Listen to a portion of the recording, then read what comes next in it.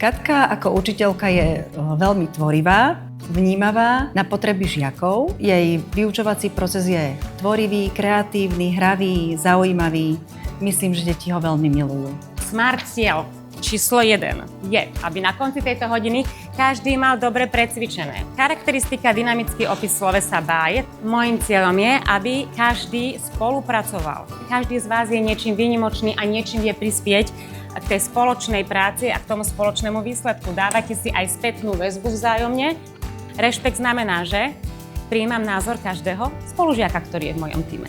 Od pani učiteľky som sa naučila napríklad, že riešiť veci s pokorou, nebyť v strese a rozmýšľať nad tým, čo urobím, ako keby som mala rýchlo niečo urobiť a urobiť to zle.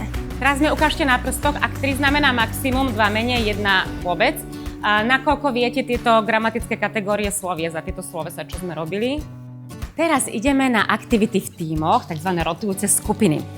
Výnimočný prístup k žiakom pre mňa znamená vlastne úplne prirodzený prístup k žiakom. Každý človek je pre mňa výnimočný, zaujímavý, jedinečný a presne s týmto prichádzame do triedy a toto presne vnímam na každom dieťati.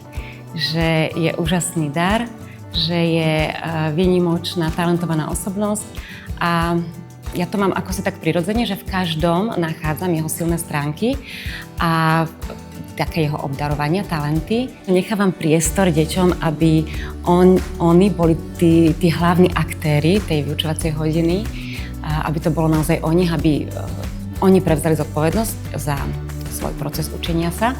Na jej hodinách je výnimočné, že nikdy nepíšeme poznámky. No, možno jedenkrát za mesiac, ale to také kratučké, že 3 vety možno. Správami slovesu zo slova zaľúbený. Zaľúbiť sa najskôr musel. Čo by som rada žiakom odovzdala do života? Úplne prvá vec je byť autentickým človekom, ktorý tento svet obohacuje, robí ho lepším. Katka by sa mala stať učiteľskou osobnosťou Slovenska. Myslím si, že preto, že sa neobmedzila len na vzdelávanie v školskom prostredí. Ona sama sa vzdeláva, organizuje jazykové pobyty pre našich žiakov vo Francúzsku. Tiež naše deti zapája do rôznych aktivít pre naše mesto, pre naše okolie, pre seniorov. Myslím si tým, aká je empatická, nielen vynikajúca učiteľka, ale ako človek, ktorý rozdáva lásku okolo seba, preto by bola vhodná, aby bola osobnosť učiteľa. Čo sa mi z dneška hodí do života? Rešpekt. Rešpekt, perfektne. Ešte? Vnímavosť. Perfektné.